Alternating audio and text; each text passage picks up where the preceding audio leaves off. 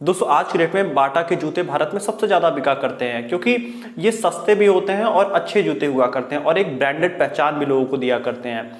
ज्यादातर लोग भारत में मानते हैं कि बाटा की शुरुआत भारत में ही हुई और ये भारतीय कंपनी है, लेकिन दोस्तों बाटा चेकोस्लोवाकिया में बनने वाली एक ब्रांड है और इसको शुरुआत किया था टोमस बाटा ने।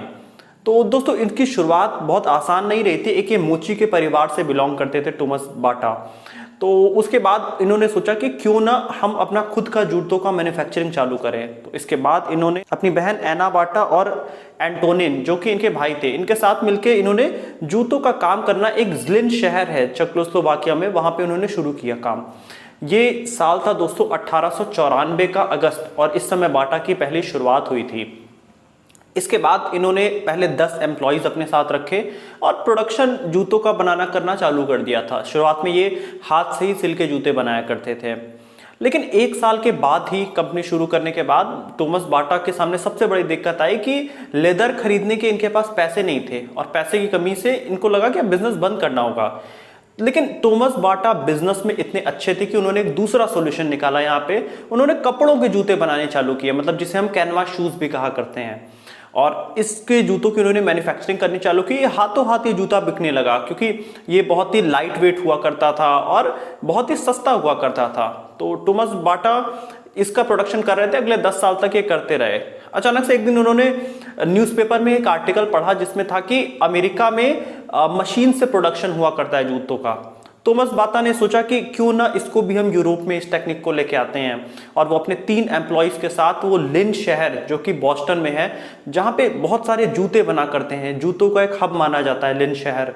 तो वहां पे ये गए, 6 महीने तक अपने 3 एम्प्लॉयज के साथ टोमस बाटा रुके और सब कुछ वहां पे सीखा कि मशीन से प्रोडक्शन कैसे करते हैं, एम्प्लॉयज कम कैसे करते हैं और ज्यादा से ज्यादा प्रोडक्शन कैसे करते हैं। इसके बाद बाटा वापस आते हैं और इन्होंने ये सेम टेक्निक अपने प्लांट पे लगानी चालू करी, और ये पहली बाटा ऐसी कंपनी थी यूरोप की जो कि मशीन से जूते मैन्युफैक्चर करने लगी।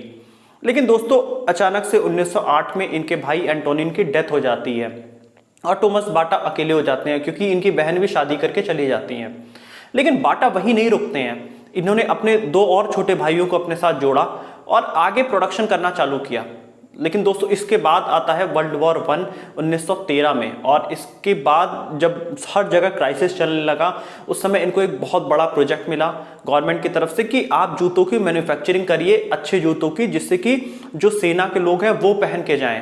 अब इस समय तक इनके पास 600 एम्प्लॉयज थे और यहाँ पे इन्होंने अपने एम्प्लॉयज 10 गुने कर दिए, क्योंकि इनको मास स्केल पे जूतों का प्रोडक्शन करना था सेना के लिए। अब काफी समय तक ये करते रहे। इसके बाद दोस्तों वर्ल्ड वॉर 1 खत्म हुआ और चेकोस्लोवाकिया का पूरा एक डिप्रिसिएशन का टाइम शुरू हो गया, मतलब इनकी इकोनॉमी 70% तक गिर गई। और जहां बड़ी बड़ी कंपनियां बंद हो रही थी, बाटा के सामने जितने उनके कंपटीटर्स थे वो सब भी बंद हो चुके थे। अब बाटा के पास कोई रास्ता नहीं था, तो इन्होंने बिजनेस का एक और सेंस यहाँ पे लगाया और इन्होंने अपने जूतों के प्राइस कर दिए आधे और मार्केट में इसे निकालना इन्होंने चालू कर दिया, क्योंकि गर्मी में भी लोग जूते तो पहनेंगे ना, यही एक इनकी सोच थी। इसके बाद इन्होंने अपने एम्प्लॉयज से बात किया, एक कोर टीम बनाई और ये डिसाइड किया कि इनके सारे एम्प्लॉयज भी 40% कम पैसा लेंगे। मतलब जैसा कि हमारे कोविड के टाइम में हुआ था कि कंपनी सैलरी कम दे रही थी, वैसे ही बाटा ने वर्ल्ड वॉर 1 के बाद चालू किया और देखते ही देखते सस्ते जूते मिलने की वजह से सब लोग इनसे जूते खरीदने लगे। और जहां कंपनियां बंद हो रही थी, बाटा ने और ज्यादा एम्प्लॉयज रखना चालू कर दिया, क्योंकि इनकी सेल इतनी ज्यादा होने लगी थी। तो फिर अचानक से एक बार क्या होता है दोस्तों कि बाटा को पता चलता है कि भारत में भी लेदर मिलता है। तो वो सोचते हैं कि भारत एक सस्ता देश है जहां पे सस्ते में चीजें मिल सकती है, तो बाटा भारत आते हैं। कलकत्ता वो घूमते हैं, देखते हैं जगह जगह पे कि किस तरह के यहाँ पे लेदर है, क्या है। तो वहां पे इन्हें एक चीज दिखाई देती है कि ज्यादातर भारत में लोग जूते नहीं पहने हैं, लोग नंगे पैर हैं और ज्यादा से ज्यादा अमीर ही लोग जूते अफोर्ड कर पा रहे हैं। अब यहीं पे बाटा को एक बहुत बड़ी अपॉर्चुनिटी दिखाई दी। उन्हें लगा कि भारत में तो इसकी सबसे ज्यादा जरूरत है, तो इसके बाद इन्होंने कलकत्ता में सबसे पहला अपना मैन्युफैक्चरिंग प्लांट लगाया बाटा का। और इसके बाद आप बाटा नगर नाम के एक शहर को बहुत अच्छे से जानते होंगे जो कि बिहार में है। तो इस तरह से बाटा की शुरुआत भारत में 1930-31 में हुई। दोस्तों 1926 के बाद बाटा अलग अलग देशों में अपने आप को स्थापित करते जा रहे थे और 1926 से 28 के बीच में टोमस बाटा चेकोस्लोवाकिया के चौथे सबसे अमीर आदमी भी बन गए थे, क्योंकि वो इतने मास स्केल पे प्रोडक्शन कर रहे थे और हाथों हाथ इनके प्रोडक्ट बिका कर रहे थे। जब भारत आए ये, तो इन्होंने अपनी 5 जगह सबसे पहले प्लांट लगाया, जिसमें से था बाटा नगर बिहार, फरीदाबाद और कर्नाटका, तमिलनाडु। ये सब जगहों पे इन्होंने सबसे पहले अपनी फैक्ट्रियां लगाई और भारत में इन्होंने प्रोडक्शन चालू कर दिया सस्ते दरों पे। दोस्तों, जब बाटा भारत में आया था तो उस समय भारत में जूते जापान से आया करते थे और जो कि काफ़ी महंगे हुआ करते थे। तो इन्होंने सोचा कि हम बहुत चीप रेट पे और अफोर्डेबल जूते हम बनाया करेंगे और जो कि सिंपल भी हो और स्टाइलिश भी लगे। साल 1939 तक इन्होंने 86 दुकानें भारत में खोल दी थी अपनी, जहाँ पे बाटा के जूते मिलते थे। 4,500 एम्प्लॉयज़ इनके काम कर रहे थे पूरे भारत में और हर महीने ये करीब 3,500 जूते लोगों को बेच दिया करते थे। इस तरह से बाटा पूरे भारत में बढ़ता जा रहा था और इसी तरह जूते बेचते बेचते दोस्तों भारत में इन्होंने करीब $6.7 मिलियन का इन्होंने सेल किया साल 1972 में और इसके बाद ये एक पब्लिक लिमिटेड कंपनी इंडिया में बन गए। लेकिन दोस्तों साल 1991 के बाद भारत में बाहर की कंपनियां आनी शुरू हो गई थी और यहाँ पे बाटा के सामने अब कई बड़े कंपटीटर्स थे। बाटा में इनके जो एम्प्लॉयज थे उनके बीच में कई सारे झगड़े हो रहे थे, तो बाटा के सामने अब कई सारी चुनौतियां थी भारत में।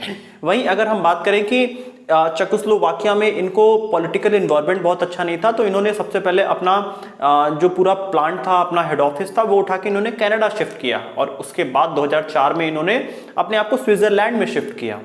दोस्तों साल 1990 के बाद बाटा ने भारत में देखा कि बच्चों को स्कूल जाने के लिए नए नए जूते चाहिए होते हैं और इसका चलन भारत में फैमिलीज में बहुत बढ़ता जा रहा है, स्पेशली मिडिल क्लास में। तो वहाँ पे बाटा ने एक बहुत बड़ी पकड़ बनाई और बहुत सारे 90s के बच्चे एक्शन या फिर बाटा के ही जूते पहन के बड़े हुए होंगे। अगर आपने पहना है इस तरह के जूते अपने स्कूल टाइम्स में तो आप जरूर कमेंट ऑप्शन में लिख के बताइए।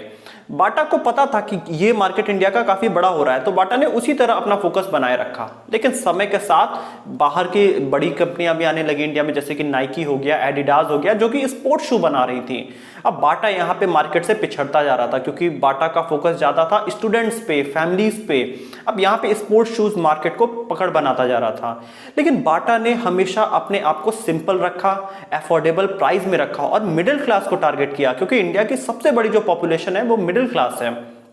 और इसी तरह से बाटा ने अपने आप को रीडेवलपमेंट किया, रीचेंज किया, री इन्वेंट किया और इन्होंने कई सारे अपने एडवर्टीजमेंट निकाले। जैसे कि एक इन्होंने कृति सेनन का एक ऐड निकाला उसके बाद, मतलब जहाँ पे कृति कहती है कि क्या बाटा ने उन्हें बुलाया था अपने यहाँ जूते खरीदने के लिए, तो वो जाती हैं और कहती हैं कि वहाँ पे तो स्कूल के जूते मिलते हैं। लेकिन जब वो एंटर करती हैं स्टोर में तो उनको एक से एक स्टाइलिश जूते मिलते हैं और वो अपने लिए खुद 20 जूते खरीदती हैं।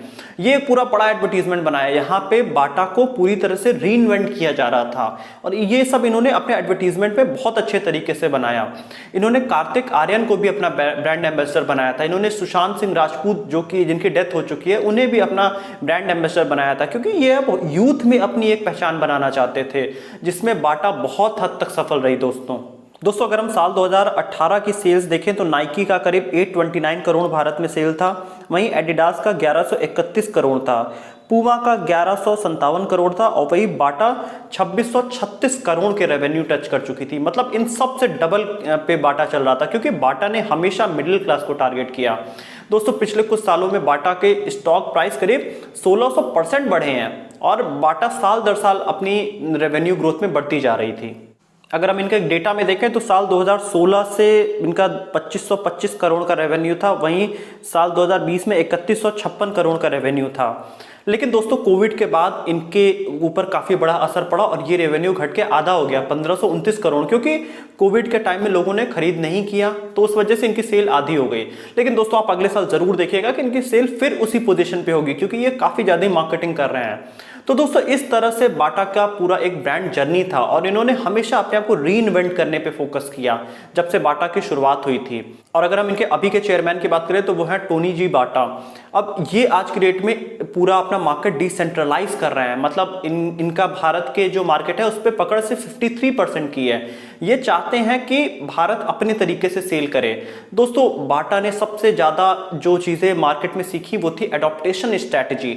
मतलब इंडिया का मार्केट सस्ता था तो इन्होंने सस्ते पे फोकस किया और ये आज भी उसी पे फोकस कर रहे हैं।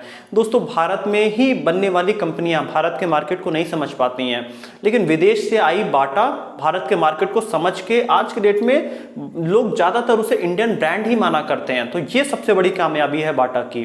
तो दोस्तों, आपने भी क्या कभी बाटा के शूज पहने? तो आप नीचे कमेंट ऑप्शन में लिख के बताइए। और ये वीडियो कैसा लगा, आप वीडियो के बारे में भी बताइए। आपको वीडियो अच्छी लगी तो वीडियो को लाइक कर दीजिएगा, चैनल को सब्सक्राइब करिएगा और बेल आइकन भी प्रेस करिएगा।